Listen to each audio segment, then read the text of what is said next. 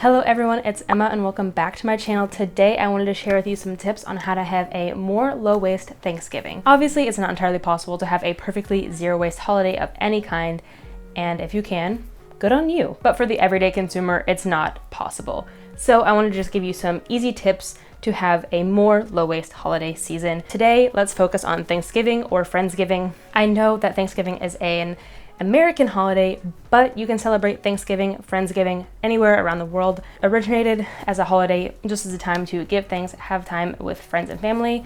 So I hope that you can gather, have a nice meal with your friends, a nice meal with your family, and just be thankful this holiday season. If you didn't know, this period between Halloween and New Year's, we as Americans actually produce 25% more waste than we do any time throughout the rest of the year.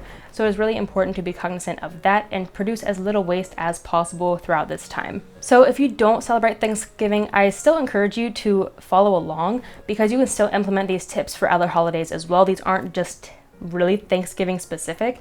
You can still implement these for Christmas, for Easter, for Halloween, for 4th of July, for birthdays, really any celebration, any gathering. With all that being said, if I talk a little bit too fast for you, there are two things you can do. You can follow along with the script linked down below, or you can use the gear icon right down in this corner to slow the speed of this video to something that best suits you. One last thing, sorry, lots of announcements. This Friendsgiving video is in collaboration with two of my YouTube Instagram friends.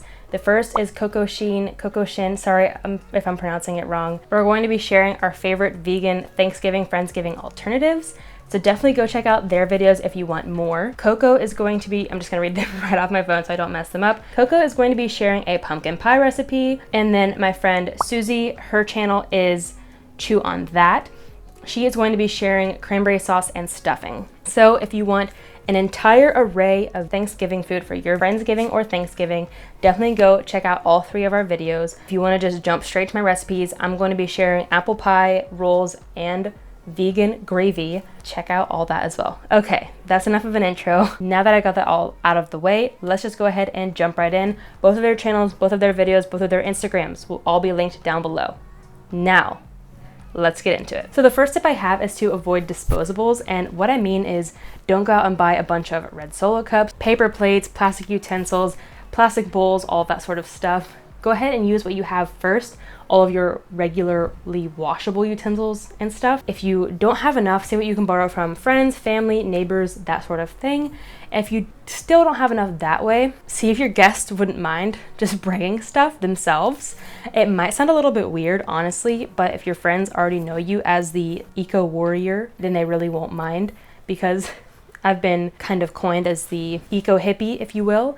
So people really wouldn't be like, classic Emma, of course, I will bring my plate so that she doesn't have to buy plastic plates for me. But what I've also done in the past too, I went out and bought like 5, 10 extra 50-cent plates at the thrift store so that I could have some extra when I do have guests, when I do have vegan Thanksgiving, so that way I don't have to buy a bunch of styrofoam plates that I have to throw away every single year. Hopefully that makes sense. The next tip is to make as much as you can at home to avoid packaging. This is where my recipes come in. So the first recipe I want to share with you is my homemade apple pie. This apple pie is a Dinner family recipe. I'm not going to share the exact recipe with you because it is a family recipe, but I encourage you to just take any apple pie recipe that you love and veganize it, or find a vegan apple pie recipe online. You can find apple pies, in the store. They do come in a lot of plastic, but it's really easy to make an apple pie at home.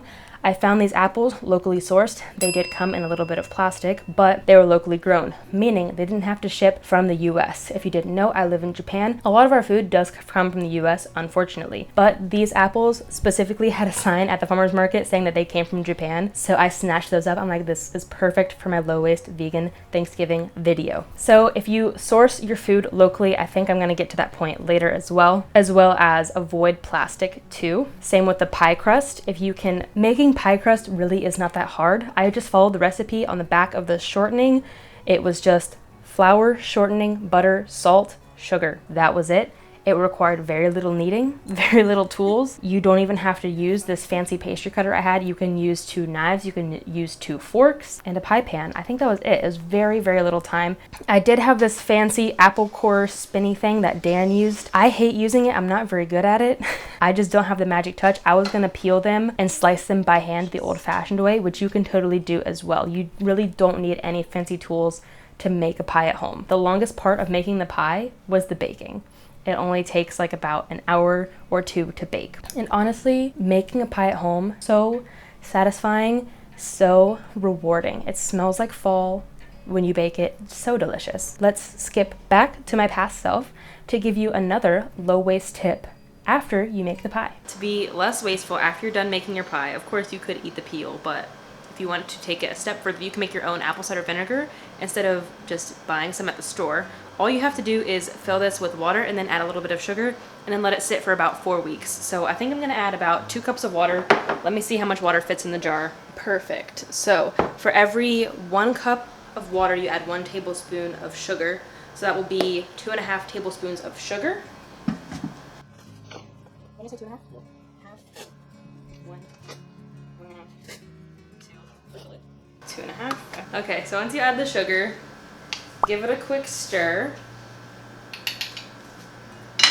And then you're just gonna cover it loosely. If you're familiar with any sort of fermentation, whether it's kombucha or ginger ale, that sort of stuff, you just wanna cover it loosely with something that can allow airflow, but you wanna be sure to cover it to keep bugs out. And then you can cover it with a hair tie, a rubber band, and then you wanna let it sit at room temperature. Don't put it in the fridge or anything. I'm gonna put it up here with my kombucha. Just gonna let it sit up there until it turns into vinegar. So I'll probably keep you updated on Instagram if you wanna check it out over there. The next tip when it comes to food and saving a little bit of waste is making your own rolls. Usually when you buy bread in a store, it requires a lot of waste because bread comes in a lot of plastic packaging. So to skip a bunch of that, you can just make bread at home. So bread, unfortunately, is a bit time consuming, but it's very, very simple. It is flour, water, sugar, yeast, salt. That's really it. It is time consuming only in the sense that you have to let it rise, knead it a little bit, let it rise, bake it. But in the meantime, while you let it rise, you do stuff. While it's rising right now, I'm filming this. While I let it rise a second time, I'm probably gonna work on the computer or things like that. So while it is technically time consuming, you can do stuff while it is doing its thing. Hopefully that makes sense. Anyway, I will leave the recipe I used for the rolls linked down below. It's technically a bread recipe, but I'm just gonna divide it into 12 or 24, however many it makes, and then turn it into rolls. I use this recipe. It's technically for fluffy vegan Hokkaido milk bread. So this region in Japan, Hokkaido, is known for their milk. Cow's milk. This bread is to die for. Like I was saying, bread comes in a lot of plastic, and sure, technically you can repurpose the plastic. It cannot be recycled, unfortunately, but why not just avoid that plastic in the first place by making your own bread? If you've never made your own bread, I actually have a blog post. I will leave it linked down below with some bread making tips for beginners, because when I first tried to make my own bread for the first time, I struggled a lot. It really is kind of difficult to get the hang of. I feel like a lot of recipes just assume everyone's a pro from the start, and a lot of recipes don't really outline very good tips for beginners. So I have a whole blog post for beginners linked down below so that you can jump in with really good tips from the start. Hopefully I do a good job laying it out for you, and hopefully you can jump into bread making with really good tips from the get-go, and you can have really fun making bread from the beginning, because making bread really is a lot of fun. And like making your own pie, it really is very rewarding as well, and it tastes so good. I think homemade bread is just to die for. And with making bread too, it's so much fun to make your own flavors. You can add herbs, you can add spices, you can do really whatever you want, your own shapes. You can really get creative with it and do whatever you want. So I hope that you enjoy trying to make your own bread. I like to do rolls as opposed to loaves because it's really easy for someone to just take one bit here and there. It's a lot less messy. People don't have to try to, especially in COVID times, worry about touching the whole loaf or worry about cutting anything. It's a lot easier, I think, to just have rolls. The last recipe that I want to share with you for this tip is vegan gravy. And that is because it's kind of hard to come by vegan gravy, at least over here in Japan. Let me know down below if it's easy to find vegan gravy where you're located in the world. But for me, it's almost impossible to find, if it's not just impossible entirely. I chose this because it encompasses 2 low waste tips. The first low waste tip that it uses is my homemade veggie broth. I'll leave the blog post linked down below for my homemade veggie broth, but really all it is I save a bunch of veggies scraps in the freezer until I have enough. I simmer it for a few hours, and then I scoop out all the veggie scraps. I store it in a bunch of old peanut butter containers, and then I store it in the freezer until I need it. And then when I need it, it's good to go. So that's the first low waste tip. And then to make the vegan gravy, I actually need to use this veggie broth. Again, just like with these other tips, this tip saves a lot of waste because I don't have to go out and buy something that's already in packaging. I don't have to worry about getting it shipped from the US to here. And like I said, I don't think I can even find vegan gravy here.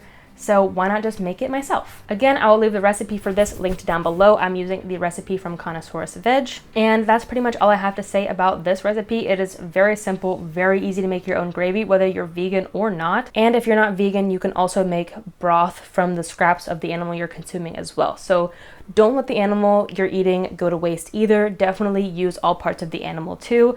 And don't let the animal go to waste. Definitely use all parts of it. So that is all the food low waste tips I have. Let's move on to the next tip. Speaking of all the food tips, the next tip is to just eat a vegan Thanksgiving or to eat less meat this Thanksgiving. Going vegan can cut your carbon footprint by up to 73% alone. So try to cut out as much meat and dairy from your Thanksgiving spread as possible. I know it can be hard to stray from the traditional vegan spread. Believe me, this is my second vegan Thanksgiving. Last Thanksgiving, I personally ate entirely vegan. I tried to convince all of my friends to eat vegan, but it was hard for them all too because we're all used to eating meat, we're all used to eating dairy. So it really is hard for everyone to try to have one vegan meal. But if you are personally vegan, just having the vegan options for everybody really is great. It sparks that conversation moving forward. But even making simple swaps this Thanksgiving really is great too because your small changes do have a big impact. Making the swap from dairy butter to vegan butter, from dairy whipped cream to vegan whipped cream. And if you can go as big as swapping your turkey for a vegan roast even is great as well. There are also a few brands I will leave linked on the screen for some vegan brands that you can swap for this Thanksgiving. One example is Dandy's brand marshmallows that you can use on your vegan sweet potato casserole. I think it's Country Crock, the brand of butter that I use. They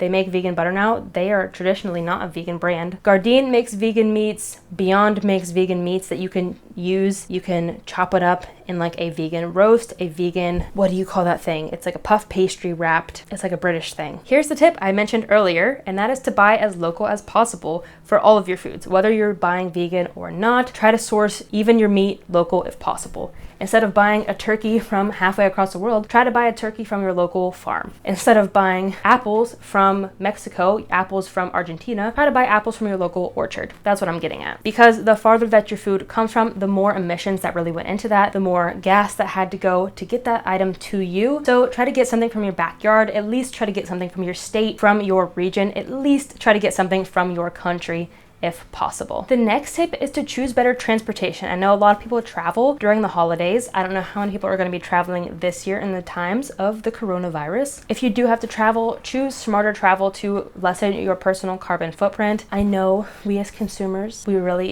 it's not our fault. Learn more about that up here. But anyway, look, we can still do as much as we can. So say for example, you all live in the same region of your state and you're all going to grandma's house in this region of the state. Maybe you can all carpool to go to grandma's house. Say for example, you gotta get to grandma's house. See if you can interest your family in driving to grandma's house instead of flying to grandma's house. That's what I'm getting at. I know time is always an issue, money is always an issue, but at least take all of that into consideration. At least think about it. Transportation is one of the leading causes of CO2 emissions. So like I said, at least take that into consideration this year to reduce your impact on the planet this holiday season. And like I said, especially in this time of COVID-19, maybe it isn't best to fly and be around all of these areas of public transportation. Even train stations, bus stations, maybe it is best to drive. Of course, it all comes down to your personal judgment. Make the best call for you and your family and for the planet. Okay, this next tip is to choose waste-free or less wasteful games. This is because I know a lot of people choose very wasteful games during the holiday season. I think I talked about this in my Christmas anti-haul last year, I think. I'll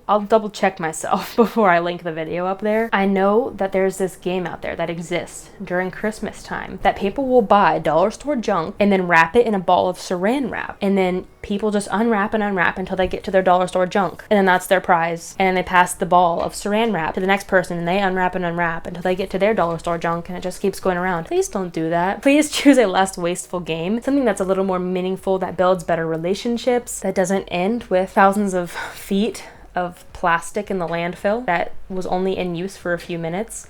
So you can do things like card games, you can do things like Jackbox. I think it's Jackbox games on smart TVs. Something that's a lot more entertaining, a lot more meaningful, a lot more interactive, and is not dollar store junk wrapped in plastic. I hate that so much, and a lot of other things too. Don't do anything like with confetti and other wasteful games. That's what I'm getting at. Other things too: cornhole, horseshoes, hillbilly golf. You could even do coloring contests, Pictionary. There's so many more fun, meaningful games than that. And then the last tip I have today is to send leftovers home with people who will actually consume them, because I know there are people out there who are anti-leftovers. If you're not anti-leftovers, you probably think I'm crazy, but I literally met someone once who was like, if there's leftovers here tonight, I'm literally gonna throw them away. And I'm like, what did you just say? So I'm like, give me that. I'll take this home with me. I don't care. If I had to find someone else myself, I will find someone to eat this. I'm not letting food go into the trash can. Find someone at your family gathering, find someone at your Friendsgiving to give those leftovers to make sure that they actually get eaten, because it is estimated that every single year 200 million pounds of turkey, 200 million, 40 million pounds of potatoes, and 30 million pounds of stuffing, just to name a few, will head to the landfill after Thanksgiving every single year. To the landfill. You can save them for yourself. If you're gonna eat them yourself, fine, but give them to someone else too if they're gonna eat them. What I'm saying is, don't just let this precious food go to the landfill, because not only is that extremely wasteful while there are people literally starving on this planet, but that food will also cause methane to release into the atmosphere, which is much more harmful to the environment than CO2. I don't normally pull the animal cruelty card when it comes to veganism. How terrible is it to kill innocent turkeys just for their bodies to go to the landfill? Like, fine if you want to eat animals, but actually eat them. Don't just kill an animal to put it in the landfill. Just gonna put that out there. That is all the tips that I have for today, encompassing a low waste Thanksgiving, a vegan Thanksgiving, Friendsgiving, and I hope that you enjoyed getting a glimpse at a few of my recipes. Again, they will be linked down below. I will throw a few apple pie recipes linked down below, but I'm not going to include my specific apple pie recipe linked down below, just because it is a family special recipe, and I don't think my family would want me to share it. I hope you understand. Again, this video was in collaboration with Susie from Chew on That and Coco Shin. Their videos, channels, and Instagrams will be linked down below. So go check out their videos if you want to learn more Friendsgiving recipes so that you can have the full spread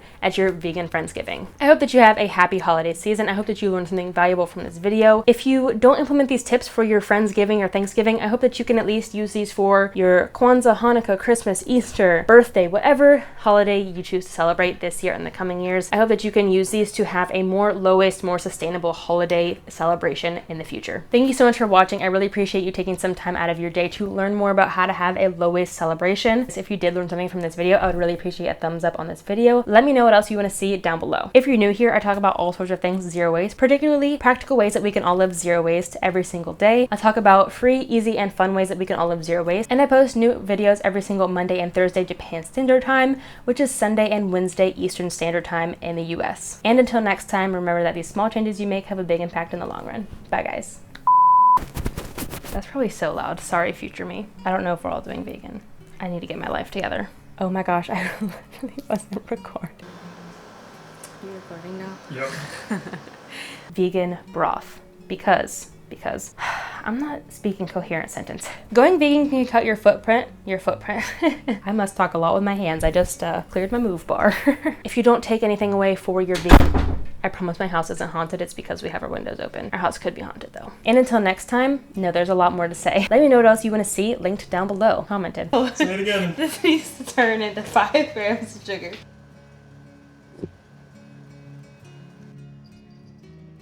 And then put it into my pie pan. Okay. So the directions say to put it in a plastic wrap, but we don't do that around here. But I reuse bags, so I'm gonna put it in a bag because, did I already say I can reuse bags? I don't know. We can reuse bags. So I'm gonna put it in a bag to refrigerate, so then, because it's gotta stay cold, and then it'll be ready to use later.